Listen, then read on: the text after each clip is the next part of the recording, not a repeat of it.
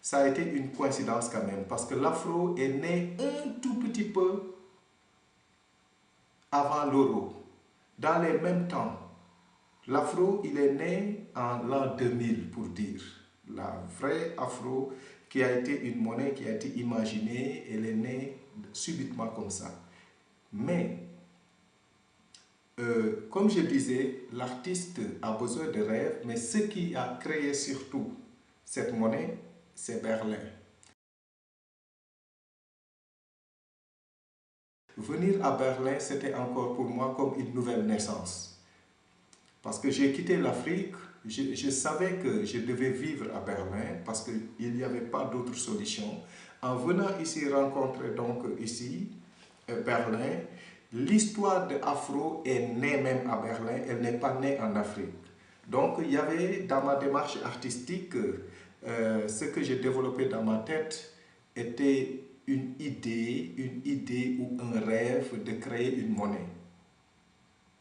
Et puis l'indépendance. Parce que je savais que j'étais entouré de problèmes d'argent. Et tous les problèmes, finalement, c'est l'argent. Et pour résoudre ce problème, comment un artiste, la chose la plus intelligente pour un artiste, c'est de créer une monnaie imaginaire pour arriver à une autonomie non existentielle, c'est-à-dire finir de tous ces problèmes, être plus riche que la Banque mondiale. Il fallait que je crée l'afro. L'afro a été créé à Berlin où, si vous voulez, c'est à Berlin qu'on a partagé l'Afrique. Mais heureusement, l'afro n'a même pas été créé en Afrique. Elle a été créée là où fut partagée l'Afrique en morceaux. Toutes ces frontières coloniales-là qui ont été dressées là, ça a été fait ici. Et bon, pour moi, ça m'intéressait déjà en vivant ici de dire, ben tiens, je vais les surprendre. Voilà la réponse de Berlin. Berlin, un Africain vivant à Berlin, il apporte une réponse ou bien même une solution dans le processus de la décolonisation à travers une équivalence monétaire, mais sans une parité, seulement calibrée parce que création artistique. Donc à travers la stratégie de médiatique, donc l'afro, c'était donc le rêve de l'artiste. Mais pour apporter un programme d'artiste, il fallait créer le laboratoire d'éberlinisation.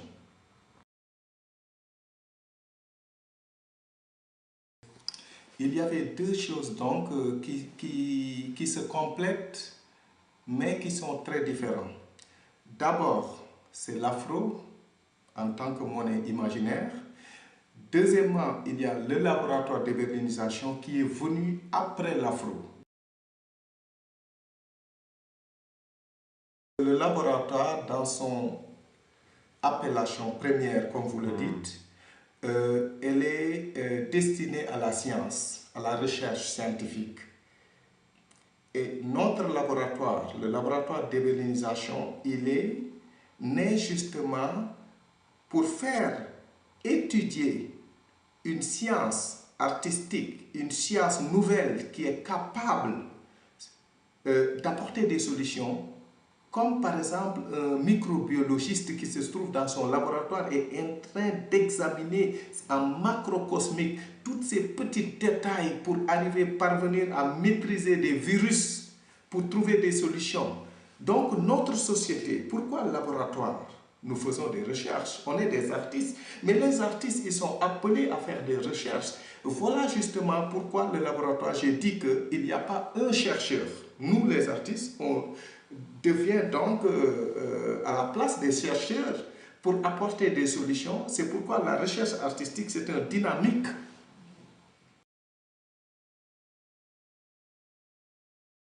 Donc, dans ma démarche aujourd'hui, ma position en tant qu'artiste à Berlin, j'invite tout le monde, j'invite mes amis artistes, je dirais. Je ne parle pas de mes compatriotes, parce que moi, je vis délocalisé depuis très longtemps. Je suis un artiste délocalisé. Je vis en dehors du territoire africain. Ce qui me donne la chance aussi de rencontrer d'autres artistes qui ne sont pas africains. Moi, ce n'est pas le sujet africain, c'est pas ça. Mais je lutte justement, je m'efforce à créer un laboratoire qui s'appelle déberlinisation. Le laboratoire n'est pas afro. Quand on dit un laboratoire afro à Berlin, ce sera trop marginal. Ce n'est pas cet esprit qui m'anime, moi, pour dire black only ou afro only. C'est pas ça. Il y a une ouverture et un enracinement. Parce que je suis persuadé et je crois fondamentalement aux vertus africaines, à ce que je crois, à ce que je suis. Parce que ce que je suis, c'est quoi? C'est ce que les Allemands appellent, je ne sais pas, cette identité-là. La couleur de ma peau, unverwechselbare Identität. Mais ceci n'a rien à voir avec mon esprit, parce que l'esprit n'est pas coloré. L'esprit, c'est la plus grande transparence, comme l'eau.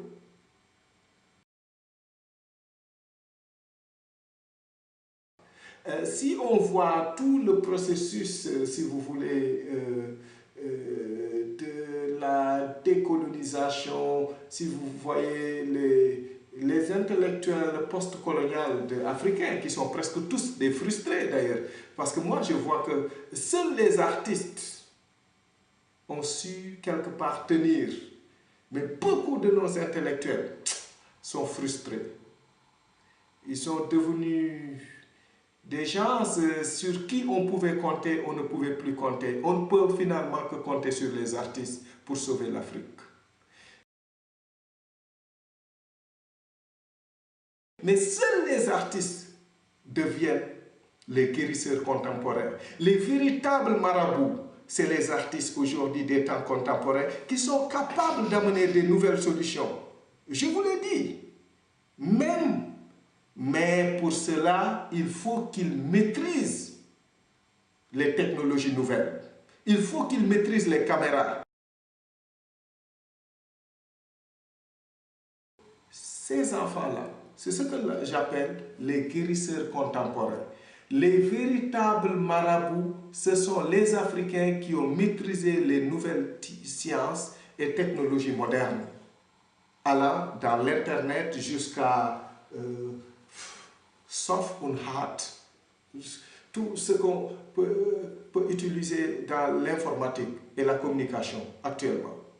Donc les artistes, ils doivent aussi, à leur tour, maîtriser ces sciences-là pour guérir l'Afrique.